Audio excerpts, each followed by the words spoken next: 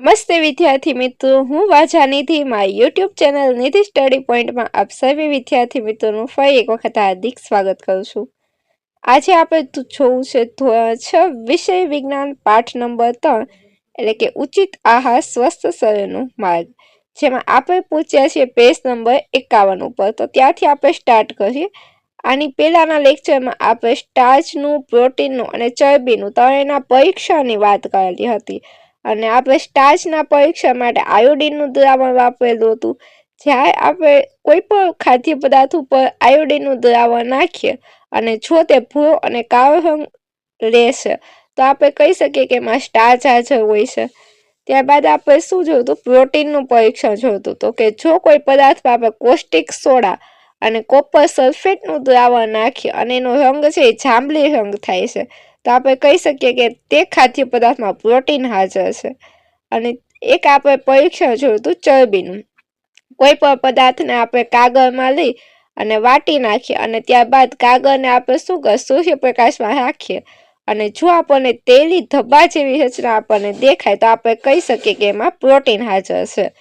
તો તેના જ આધારે આજે આપણે એક કોષ્ટક જોવાનું છે. એ કોષ્ટક આપણે જોઈએ. તો જો પેલા આપણને આપેલું છે બટાટા. તો બટાટામાં તમે સ્ટાર્ચના પરીક્ષણમાં ખાદ્ય પદાર્થનો રંગ, સૌથી પહેલા આપણે આયોડિનનું પરીક્ષણ કરીએ તે પહેલા આપણને આપ્યું છે. તો બટાકાનો પહેલા રંગ કેવો હશે? તો કે બટાકાનો આછો પીળો રંગ અથવા તો બદામી રંગ આપણે કહી શકીએ, અથવા તો વ્હાઈટ રંગ પણ કહી શકીએ. બદામી અથવા તો વ્હાઈટ રંગ આપણે કહી શકીએ. બદામી અથવા તો વ્હાઈટ રંગ. ત્યારબાદ આપણે આયોડિનના ટીપા એના ઉપર નાખશું બટાકા ઉપર, એટલે કેવું થશે? જેવા તમે આયોડિનના ટીપા નાખશો એટલે બટાકાનો રંગ કેવો થશે? ભૂરો અથવા તો કાળો રંગ છે એ બનશે. હવે આપણને શું આપ્યું છે? અનુમાન. હું અહીંયા કાઢતી જાઉં છું કારણ કે આપણી પાસે જગ્યા ઓછી છે. એટલે ચરબીના પરીક્ષણમાં તેલી દાખલા. તો કે આપણને જોવા મળશે નહીં. બટાકામાં આપણને કોઈ તેલી દાખલા જોવા મળશે નહીં, એટલે એમાં લખશું આપણે ના. ત્યારબાદ અવલોકન, હા કે ના, એમાં પણ લખશું ના. પ્રોટીન પરીક્ષણમાં ખાદ્ય પદાર્થનો રંગ. પ્રોટીનનું પરીક્ષણ કરીએ તે પહેલા આપણને કેવા રંગનો દેખાશે? તો કે જેવો છે એવો જ દેખાશે. એટલે કે સફેદ દેખાશે અથવા તો બદામી દેખાશે. સફેદ રંગના હોય અથવા તો બદામી રંગના હોય. અને પ્રોટીન પરીક્ષણ પછી પણ આપણને કેવું દેખાશે? સફેદ જ દેખાશે, કારણ કે બટાકામાં કોઈ પણ પ્રોટીન હાજર હોતો નથી. માટે સ્ટાર્ચ હાજર, હા કે ના? તો સ્ટાર્ચ હાજર હશે એટલે હા. ચરબી હાજર, હા કે ના? તો ના લખશું. અને પ્રોટીન હાજર, હા કે ના? તો એમાં પણ આપણે શું લખશું? ના લખશું. પ્રોટીન અને ચરબી એમાં હાજર નથી, માત્ર શું છે? સ્ટાર્ચ હાજર છે.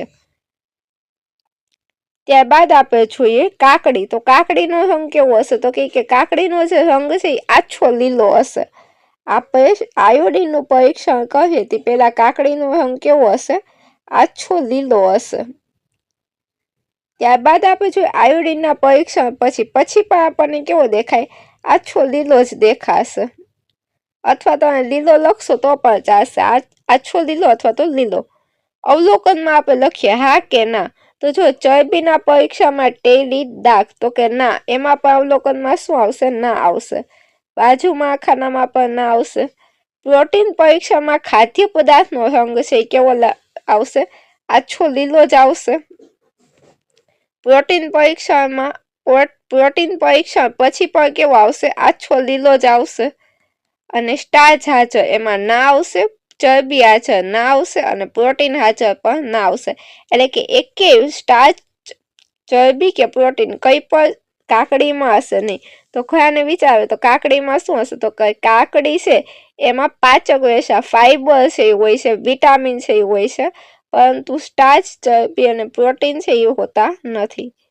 ત્યારબાદ જોઈએ ભાત. તો ભાતનો રંગ આપણને કેવો દેખાશે? સફેદ દેખાશે. જે આપણે આયોડિન પરીક્ષણ પહેલા, જેવું તમે આયોડિન પરીક્ષણ કરશો એટલે એનો રંગ કેવો થઈ જશે? ભૂરો થઈ જશે અથવા તો કાળો થશે. ચરબીના પરીક્ષણમાં તેલી દાખલા. તો બંનેમાં આવશે ના. જ્યારે ચરબીનું પરીક્ષણ કરશું તો શું આવશે? ના ના. ત્યારબાદ જોઈએ પ્રોટીન પરીક્ષણમાં ખાદ્ય પદાર્થનો રંગ.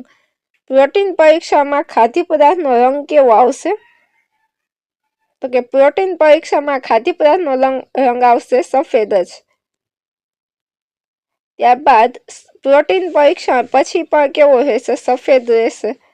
સ્ટાર્ચ હાજર? તો કે હા. ચરબી હાજર? ના. અને પ્રોટીન હાજરમાં આવશે ના. ભાતમાં પણ શું હોય છે? માત્ર માત્ર સ્ટાર્ચ છે હાજર હોય છે. ત્યારબાદ જોઈએ બાફેલા ચણા. ચણા છે એનો બાફેલા ચણા હોય કેવા લાગે? તમે ઉપરનું પડ કાઢશો એટલે અંદરથી તમને પીળાશ પડતા રંગના દેખાશે. બાફેલા ચણાનો રંગ કેવો હશે? થોડોક પીળો હશે. આયોડીન પરીક્ષણ પછી પણ આપણને પીળો જ દેખાશે. ચરબીના પરીક્ષણમાં આપણે લખશું ના બંનેમાં. ત્યારબાદ પ્રોટીન પરીક્ષા. પ્રોટીન પરીક્ષણમાં શું થશે? તો કે પેલા કેવો હશે? પીળો રંગ હશે. અને ત્યારબાદ આપણે કોપર સલ્ફેટને જે આપણે નાખતા હતા, કોપર સલ્ફેટ અને શું? તો કે કોસ્ટિક સોડા, એ બંને આપણે નાખશું, પ્રોટીન પરીક્ષણ કરશું એટલે એનો રંગ કેવો થશે? જાંબલી રંગ થશે. અને જાંબલી રંગ થાય એટલે સ્ટાર્ચમાં શું આવશે? ના. ચરબીમાં આવશે ના. અને પ્રોટીનમાં શું આવશે? હા આવશે ચણામાં. ત્યારબાદ જોઈએ મગફળી. મગફળી છે એમાં શું આવશે? તો કે મગફળીમાં આપણે લખીએ સ્ટાર્ચના પરીક્ષણમાં મગફળીનો રંગ કેવો હશે? તો કે આછો ગુલાબી રંગ હશે. આછો ગુલાબી રંગ. અને સ્ટાર્ચના પરીક્ષણ પછી પણ આછો ગુલાબી રંગ જ રહેશે, એમાં કોઈ ફેરફાર થશે નહીં. ચરબીના પરીક્ષણમાં તેલી દાખા જોવા મળશે? તો કે હા. બંનેમાં હા આવશે. ત્યારબાદ છે પ્રોટીન પરીક્ષણમાં ખાદ્ય પદાર્થનો રંગ. પ્રોટીન પરીક્ષણમાં ખાદ્ય પદાર્થનો રંગ કેવો હશે? ગુલાબી રંગ હશે. અને ત્યારબાદ જોઈએ પ્રોટીન પરીક્ષણ પછી તો આછો જે ગુલાબી રંગ છે એમાં આપણે કોસ્ટિક સોડા અને કોપર સલ્ફેટનું દ્રાવણ નાખશું એટલે એનો રંગ કેવો થશે? જાંબલી રંગ થશે. તેથી આપણે કહી શકીએ સ્ટાર્ચ હાજર? તો કે ના. ચરબી હાજર? હા. અને પ્રોટીન હાજર? હા. તો કે મગફળી છે એમાં પ્રોટીન અને ચરબી છે એ બંને હાજર હોય છે. ત્યારબાદ જોઈએ બ્રેડ રોટલી. બ્રેડ અને રોટલીમાં શું હશે? તો કે બ્રેડ અને રોટલીમાં પણ આયોડીન પરીક્ષા પહેલા રોટલી કે બ્રેડ છે એ વ્હાઈટ રંગ અથવા તો બ્રાઉન રંગના દેખાશે. આયોડીન પરીક્ષણ કરશું એટલે આપણને શું દેખાશે? એનો રંગ છે એ ભૂરો કાળો દેખાશે. તેલી દાખમાં બંનેમાં ના આવશે. પ્રોટીન પરીક્ષામાં શું આવશે? તો કે પ્રોટીન પરીક્ષા પહેલા વ્હાઈટ એટલે કે સફેદ રંગ. અને પ્રોટીન પરીક્ષણ પછી કેવું આવશે? તો કે પછી પણ સફેદ રંગ જ આવશે. એટલે આપણે સ્ટાર્ચમાં લખશું હા, ચરબીમાં લખશું ના અને પ્રોટીનમાં પણ લખશું ના. ત્યારબાદ જોઈએ માખણ છે. તો માખણનો રંગ આપણને ખબર છે કેવો હોય છે? સફેદ રંગનો હોય છે. જ્યારે તમે એમાં આયોડીન પરીક્ષણ પછી પણ આપણને સફેદ જ દેખાશે. ત્યારબાદ તેલી દાખામાં આપણે લખશું હા. હવે જો પ્રોટીન છે એ થોડા ઘણા પ્રમાણમાં માખણમાં હોય છે. તો પ્રોટીનનું પરીક્ષણ તમે કરશો તો તમને જાંબલી રંગ દેખાશે. તો પ્રોટીન પરીક્ષણ પહેલા સફેદ અને પ્રોટીન પરીક્ષણ પછી કેવો આવશે? જાંબલી રંગ આવશે. તો આપણે લખીએ સ્ટાર્ચમાં ના, પ્રોટીન અને ચરબી બંનેમાં હા. ત્યારબાદ જોઈએ નારિયેળ. નારિયેળમાં આપણે શું કરશું? નારિયેળનો રંગ આપણને ખબર છે સફેદ રંગ હશે. પ્રોટીન પરીક્ષણ બાદ પણ એ સફેદ રંગ જ રહેશે. તેલી દાખામાં લખશું હા અને હા. પ્રોટીન પરીક્ષણ પહેલા સફેદ રંગ હશે. પ્રોટીન પરીક્ષણ બાદ પણ કેવો હશે? સફેદ રંગ હશે. તો આપણે શું કરશું? સ્ટાર્ચમાં લખશું ના. સ્ટાર્ચમાં આપણે લખશું ના, પ્રોટીનમાં લખશું ના અને ચરબીમાં લખશું હા. ત્યારબાદ જોઈએ અન્ય. અન્યમાં તમે તમારી રીતે કોઈ પણ પદાર્થ લખી અને તમારી જાતે લખી શકો છો. ચલો તો આપણને ખ્યાલ આવ્યો કે કોઈ પણ એક પદાર્થ છે એમાં એક કરતાં વધારે પણ શું હોય? પોષક દ્રવ્યો હોઈ શકે છે. ત્યારબાદ આપણે ચર્ચા કરવી છે સમતોલ આહારની. સમતોલ આહાર કોને કહેવાય છે? શું દરેક વ્યક્તિ માટે પોષક તત્વોની જરૂરિયાતો સમાન હોય છે? શું તમને અને તમારા દાદા દાદીને સમાન પ્રકારના અથવા સમાન માત્રામાં પોષક તત્વોની જરૂર હોય છે?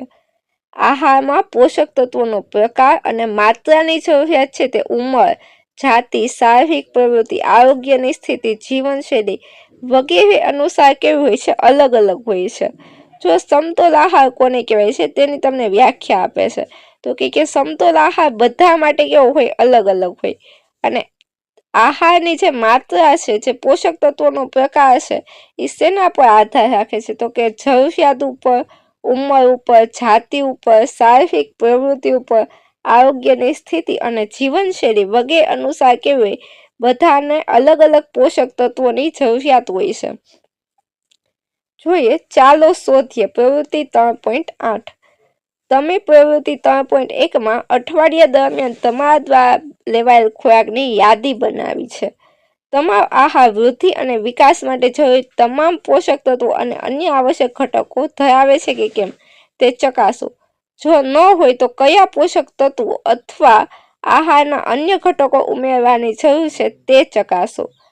જે આહારમાં, જો અહીંયા તમને સમતોલ આહારની વ્યાખ્યા આપેલી છે, જે આહારમાં શરીરની યોગ્ય વૃદ્ધિ અને વિકાસ માટે જરૂરી તમામ પોષક તત્વો, વૃક્ષાંશ અને પાણી યોગ્ય માત્રામાં હોય તેને આપણે શું કહીએ છીએ? સમતોલ આહાર કહીએ છીએ. એક માર્ગમાંથી અથવા તો વ્યાખ્યામાં તમને સમતોલ આહારનો પ્રશ્ન પૂછાઈ શકે. જે આહારમાં શરીરની યોગ્ય વૃદ્ધિ, વિકાસ માટે જરૂરી તમામ પોષક તત્વો, વૃક્ષાંશ અને પાણી છે યોગ્ય માત્રામાં હોય તેને આપણે સમતોલ આહાર કહીએ છીએ. તમારા આહારને સમતોલ આહાર બનાવવા કયા ફેરફાર કરશો? ત્યારબાદ આપણે જોવું છે કે આપણે આહારને જો આપણે સમતોલ આહાર બનાવવો હોય તો આપણે શું કરશું. ત્યારબાદ આપણે જોઈએ પ્રવૃત્તિ 3.9. ચાલો તુલના કરીએ. અહીં દર્શાવેલી બટાટાની વેફરના પેકેટ અને શેકેલા ચણાના પેકેટ પર લખેલ પોષક તત્વોની માહિતી વાંચો. જો તમને એક બાજુ બટાટાની વેફરનું પેકેટ આપેલું છે, એક બાજુ ચણાનું પેકેટ આપેલું છે, અને નીચે બંનેની માહિતી આપેલી છે. જો ઉર્જા તમે જોશો તો ઉર્જા તમને એટલે કે કેલરી છે એ તમને શેમાંથી વધારે મળે છે? તો કે બટાટાની વેફરમાંથી. ત્યારબાદ ચરબી છે એ શેમાંથી વધારે મળે છે? બટાટાની વેફરમાંથી. કાર્બોહાઈડ્રેટ છે એ તમને શેમાંથી મળે છે? તો કે ચણામાંથી. પ્રોટીન છે એ તમને શેમાંથી મળે છે? ચણામાંથી વધારે મળે છે. અને પાચક રેશા છે એ પણ આપણને ચણામાંથી વધારે પ્રાપ્ત થાય છે. તો આ ઉપરથી આપણે જાતે જ નક્કી કરી શકીએ કે આમાંથી કોને આપણે જંક ફૂડ કેવું, એટલે કે કઈ વસ્તુ આપણે ખાવી જોઈએ અને કઈ વસ્તુ ન ખાવી જોઈએ. જો વધારે પોષક તત્વો આપણને શેમાંથી પ્રાપ્ત થાય છે? તો કે ચણામાંથી આપણને બધા જ પોષક તત્વો વધારે પ્રમાણમાં પ્રાપ્ત થાય છે સાપેક્ષે બટાકાની વેફરની. ખોરાકના પેકેટ ઉપરની ઉપરોક્ત પોષક તત્વોની માહિતીના આધારે તમે કયો આહાર પસંદ કરશો? શા માટે? હવે જો તમને બધાને ખ્યાલ આવશે કે આપણે આમાંથી કયો આહાર પસંદ કરવો જોઈએ, અને જે લોકોને આ વિશેનો ખ્યાલ આવ્યો છે કે આ બંનેમાંથી બટાટાની વેફર અને ચણામાંથી કયો આહાર આપણે પસંદ કરવો જોઈએ, એ લોકોએ કમેન્ટમાં આનો જવાબ છે લખીને દેવાનો છે. જોઈએ, કેટલાક ખોરાકમાં વધુ ખાંડ અને ચરબીની માત્રાને કારણે વધુ પ્રમાણમાં કેલરી હોય છે, પરંતુ પ્રોટીન, ખનિજો, વિટામિન અને પાચક રેશા છે ખૂબ ઓછી માત્રામાં હોય છે. આવા ખોરાકને જંક ફૂડ કહેવામાં આવે છે. જો જેમાં ખાંડ અને ચરબી એટલે કે તેલનું પ્રમાણ વધારે હોય છે, એ આપણને વધારે પ્રમાણમાં કેલરી આપે છે, પણ એમાં પ્રોટીન છે, ખનિજ તત્વો છે, વિટામિન છે, પાચક રેશા છે, આ બધું ઓછા માત્રામાં હોય. તેથી આવા ખોરાકને આપણે શું કહીએ છીએ? જંક ફૂડ કહીએ છીએ. આવા ખોરાકમાં બટાટાની વેફર, કેન્ડી બાર, કાર્બોનેટેડ પીણા વગેરેનો સમાવેશ થાય છે. આવા ખોરાકનું વધુ પડતું સેવન આપણા સ્વાસ્થ્ય માટે સારું નથી. તે વ્યક્તિને શું કરે છે? મેદસ્વી બનાવે. મેદસ્વી એટલે કે વધારે પડતા જાડા બનાવે છે. જેટલી એની ઉંમર હોય એના કરતાં વજન છે એ વધારે પડતો વધી જાય, જેને આપણે શું કહે છે? મેદસ્વી કહીએ છીએ. આવી વ્યક્તિને અનેક સ્વાસ્થ્ય સમસ્યાઓ થઈ શકે છે. તમારે હંમેશા ડોક્ટર પોષિતાનું નિવેદન છે યાદ રાખવું જોઈએ. સ્વાસ્થ્ય છે એ સાચી સંપત્તિ છે. Health is wealth. આપણે સ્વસ્થ રહેવા માટે આપણા શરીરની સંભાળ લેવી જોઈએ, અને સમતોલ આહાર લેવાથી અને જંક ફૂડને ટાળવાથી આપણે શું કરી શકીએ? તો કે જંક ફૂડને ટાળવાથી શરીર છે એ સ્વસ્થ રહે છે, અને સુખી જીવન જીવવા માટે સારું સ્વાસ્થ્ય છે એ જરૂરી છે. પ્રવૃત્તિ 3.9માં અભ્યાસ કરેલ 2 ખાદ્ય પદાર્થોમાંથી કયા ખોરાકને જંક ફૂડ કહી શકાય એમ છે. ચલો હવે આ આન્સર પર તમારે આપવાનો છે કે કયા ખોરાકને આપણે જંક ફૂડ કહી શકીએ અને કયો ખોરાક છે એ આપણે લેવો જોઈએ. આજનો વિડીયો અહીં સુધી રાખીએ. ફરી મળીશું આવતા લેક્ચરમાં. ત્યાં સુધી મને રજા આપો અને જો તમને વિડીયો ગમ્યો હોય તો આ વિડીયોને તમારા અન્ય મિત્રો સુધી શેર કરો, વિડીયોને લાઇક કરો અને ચેનલ પર નવા હોય તો ચેનલને સબસ્ક્રાઈબ કરો.